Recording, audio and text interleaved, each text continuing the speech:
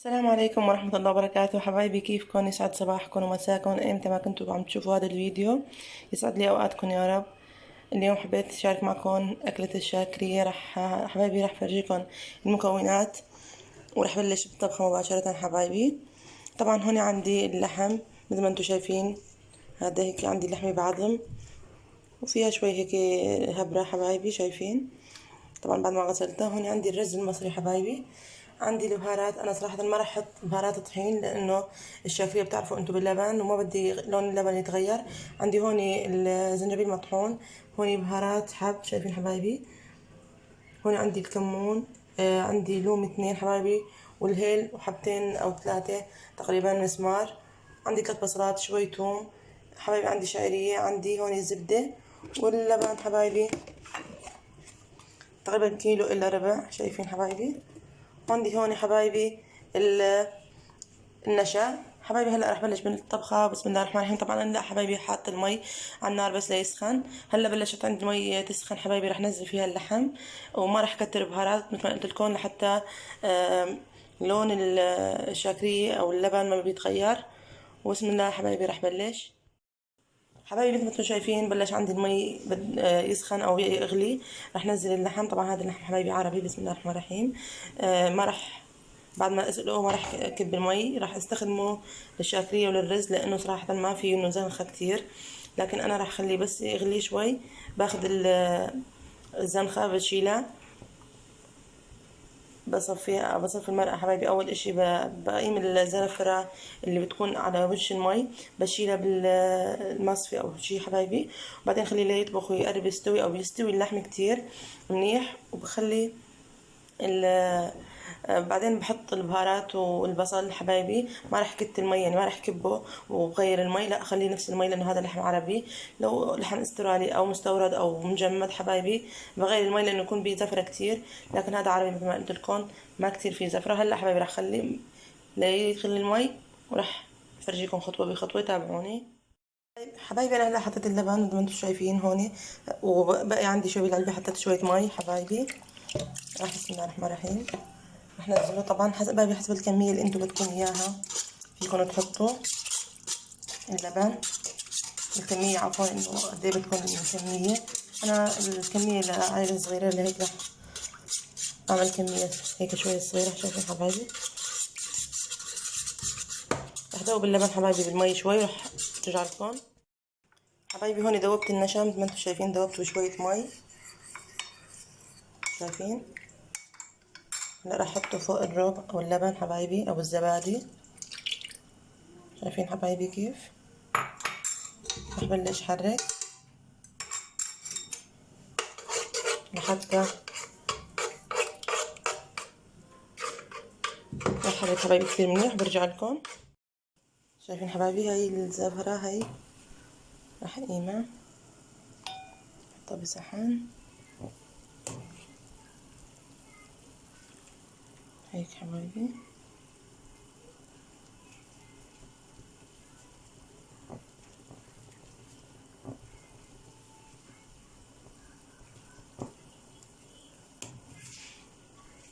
راح اخلي اللحمة لحتى تستوي حبايبي. هلا راح احط البصل والبهارات.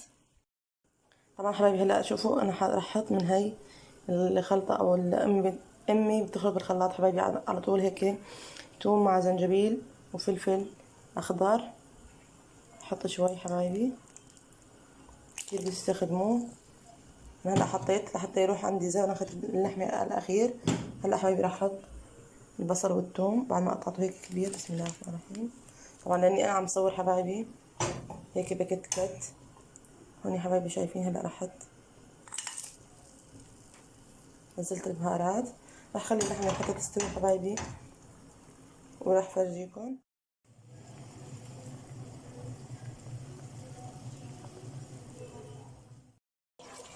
حبايبي هلا عم حرك اللبن لحتى يصير عندي قوامه مثل المهلبيه حبايبي او سلس. بعدين راح ننزل فيه اللحم حبايبي، احط له شويه ثوم وكمان شوي راح ننزل عليه من مرقه اللحمه حبايبي. هلا راح احط شويه فلفل اسود شوي ما راح كتر. راح دوبهم شوي حبايبي بمرقه من تبعت اللحمه لانه بدي احط شوي على اللبن. هلا راح احط شوي زنجبيل، ما راح كتر حبايبي، شوي. وراح احط كمان بهار ابيض، احط شوي بهار ابيض حبايبي. هلا راح بلش حركهم كتير منيح وراح نزلهم على اللبن حبايبي. راح احطهم حبايبي فوق اللبن مثل ما انتم شايفين. راح احرك شوي وراح احط الثوم حبايبي. طبعا اللبن حسب الرغبه، فيكم تخلوه سميك، فيكم تخلوه هيك مريق، حسب حبايبي انتم الرغبه عندكم. انا خليته شوي هيك مريق، شايفين حبايبي. حبايبي بعد ما شوي هيك ذوبت الزبده عندي، شايفين هاي الثوم مثل ما قلت لكم، ثوم مع زنجبيل وشويه فلفل. امي بتعملهم هيك بالزبده كمان، شايفين. راح احط كميه هيك، بحطها مع الزبده بس ما راح كتر. وما راح اخلي الثوم يصير اشقر لانه بيعطي نكهه هيك كاني طعمه محروق. راح اخليه بس هيك ياخذ نكهه الزبده بس. وراح نزله فوق اللبن حبايبي، شايفين، لانه هذا كثير مفروم على الناعم. ونهدي النار تحت الزبده حبايبي.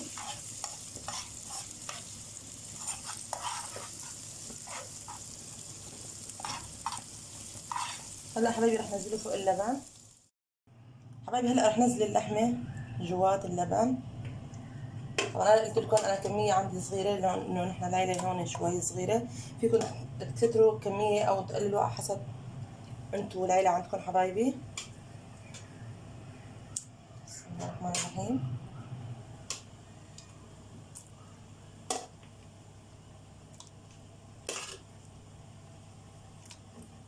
هلا رح خليها شوي هيك تتنكه مع اللحمه مع اللبن حبايبي. وراح احط كمان الثوم بس لخليها هيك شوي بتغلي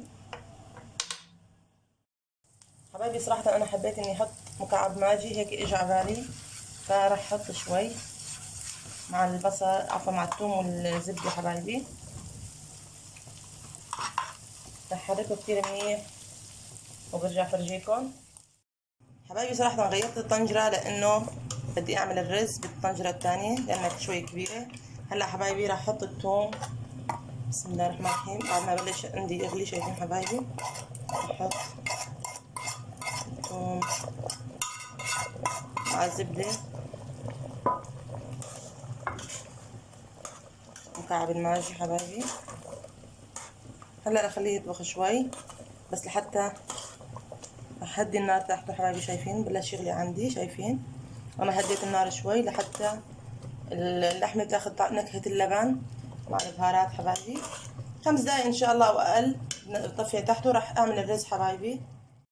واخر شي حبايبي راح احط شويه نعناع مثل ما انتم شايفين، حسب الرغبه فيكم تحطوا او فيكم ما تحطوا، حسب الرغبه مثل ما قلت لكم.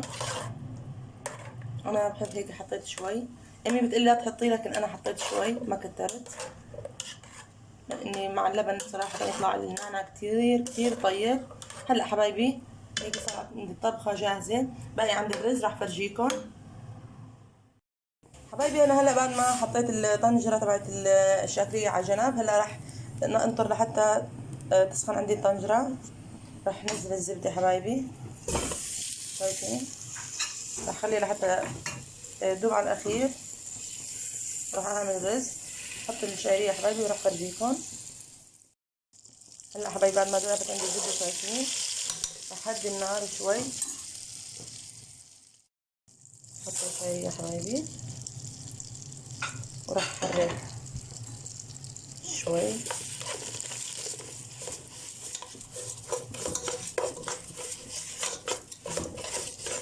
بحرك لحتى تشقر عندي الشعريه حبايبي. حبايبي بعد ما شقرت عندي الشعريه، شايفين، راح نزل الرز. طبعا الرز المصري حبايبي بس غسلته، ما راح غسلته، ما انقعه بمي لانه بيطلع له النشا. كمان الرز المصري مع الغسيل بس اطيب هيك بصير مفلفل وما انه معجن. راح احرك كتير منيح حبايبي وبرجع لكم. راح حمصه حبايبي كتير منيح، شايفين هذا الرز. راح نشوفه او راح حمصه كتير منيح.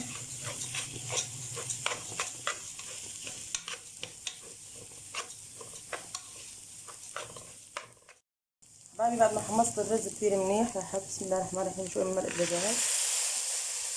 راح اجيب هذا الصحن الثاني حبايبي ونص تقريبا. هلا حبايبي راح خليه يغلي لحتى يستوي الرز، بعدين راح فرجيكم لما بنشب لما بنحط الاكل حبايبي. شايفين حبايبي هاي الرز ما شاء الله تبارك الله، شايفين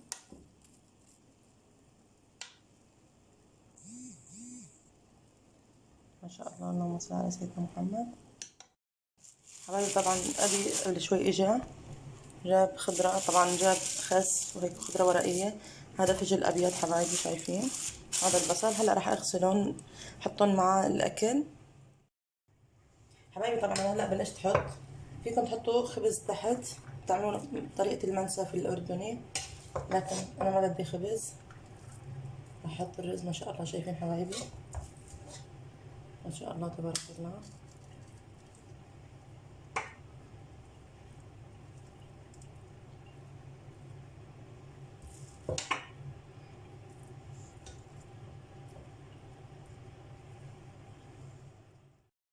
وهيك حبايبي ألف صحة وهنا إن شاء الله يا رب الطريقة نالت إعجابكم وسهلة كتير. طبعا أنا بإشراف أمي عملتها لأنه حسب الرغبة. بتعرفوا أنا صراحة أول مرة بعملها أو تاني مرة يمكن بعملها، لكن مرة من قبل من زمان كتير، هي تاني مرة بعملها. ألف صحة وهنا يا رب حبايبي. أهم إشي لا تنسوني باللايكات والشير، وتشتركوا بالقناة وتفعلوا خاصية الجرس، أهم إشي حبايبي. وهلا ألف صحة وهنا ومع السلامة حبايبي.